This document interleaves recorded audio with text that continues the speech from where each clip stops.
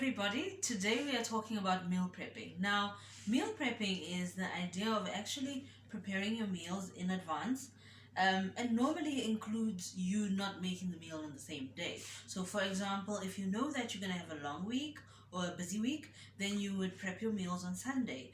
Make sure that you prepare all the meals that you're going to cook through the week, and that's going to save you some time. Obviously, on the days when you're coming back and you're tired and you really don't want to be starting from scratch. And it's also going to save you money because when you prep, you can actually buy your groceries in bulk. And when you buy in bulk, obviously, you save a lot of money. So it is very important to have a big menu that includes a lot of dishes that you can meal prep and that are easy. But my favorite are always the ones where you can do one prep and get two meals out of it. And I'm sharing one of my ones today with you. So just have a look. Okay, so I'm actually doing a chicken fajita. So a chicken fajita is a Mexican dish that you can make with chicken. You can also make it with beef or you use steak for it. But I'm specifically doing the chicken version of it. I've got my chicken strips that I've cut up. I've got some garlic and I've got peppers. I've got green peppers, red peppers. I've got some red onion. I've got quite a bit of coriander. And I've got a spice mix on here. And that spice mix is the specific spice mix for fajita. I'll just make sure to put it in the description as well so you can actually make your own mix. So basically what I'm going to do is from these ingredients, I am going to add to each dish one or two other ingredients to make it a complete dish. So I'm going to be making chicken fajita quesadillas. And with the quesadillas, we're going to be using the wrap, um, bread wraps and some cheese. So you'll see how we do that. And the other dish is going to be a pasta, so a creamy pasta that I'm going to do using the chicken and all the fajita ingredients. I don't have the yellow pepper, but normally if I had it, it would be here. So if you have it, put it on. It will make it so much more colorful for you. Okay, let's get started with the pasta. So now we're starting off with the oil, a generous amount.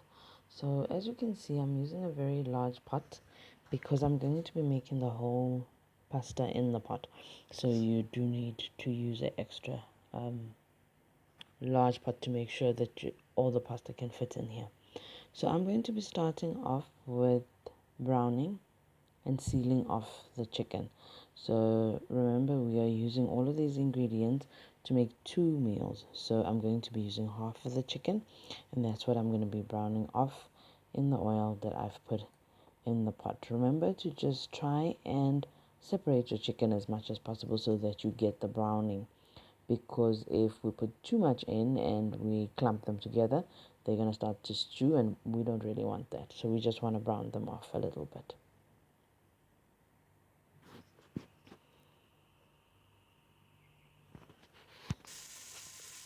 Once we've let the chicken brown on one side, then I'm going to be putting in the spice mix. So the spice mix has a lot of nice things in it. You'll see the list in the description box. And that is what is going to give the flavor to your chicken. It also has salt in it, so that's why you didn't see me salt my chicken beforehand.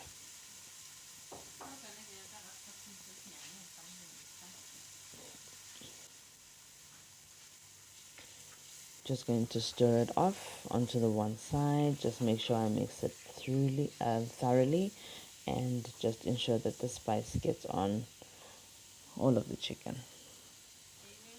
And I'm doing this to just make sure that I can separate it by hand, because remember, we're just getting the other side browned as well.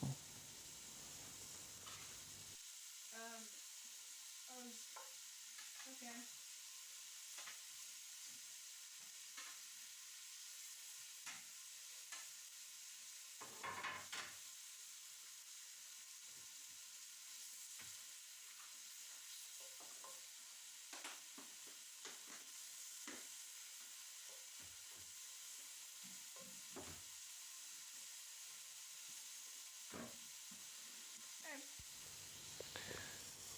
Okay, now I'm gonna try and get you a bit closer so you can see in the pot. Yeah, there we go.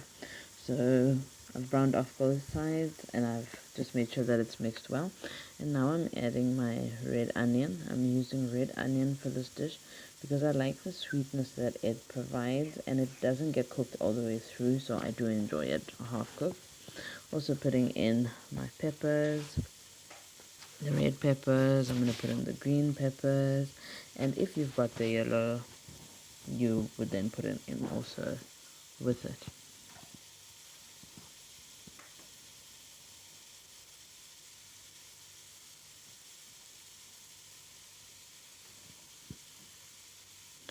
Then that's all followed by the garlic.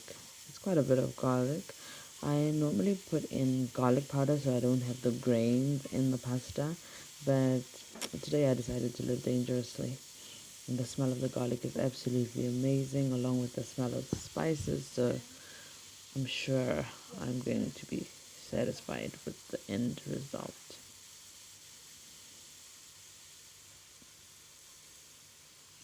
Next in is the pasta. So you can use any shape of pasta that you want. I like to use the fusilli because it has the little squiggles, so all the veggies and the meat can get trapped in the squiggles as well as the sauce. But you can use any shape of pasta that you want. Mix the pasta through to just make sure you get all the veggies and the meat and the pasta distributed evenly before you go in with the milk. So I actually cook this whole dish completely with the milk, but I do add a little bit of water to just cover it up if the liquid doesn't cover all the pasta.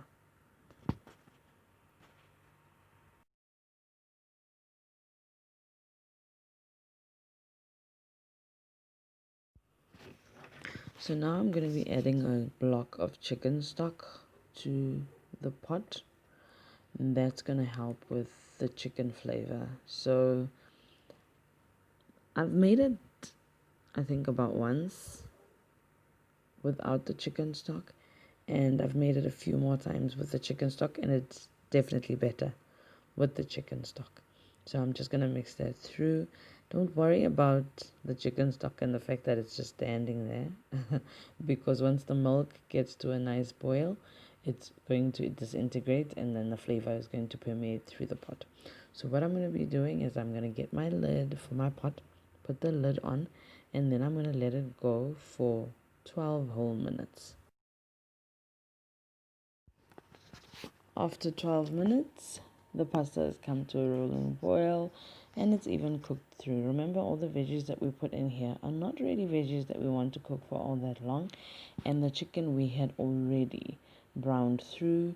So what you're going to actually realize is your pasta is ready to eat. So all I need to do now is just to mix through, and then I will be serving it out for you to just see what a glorious sight it is.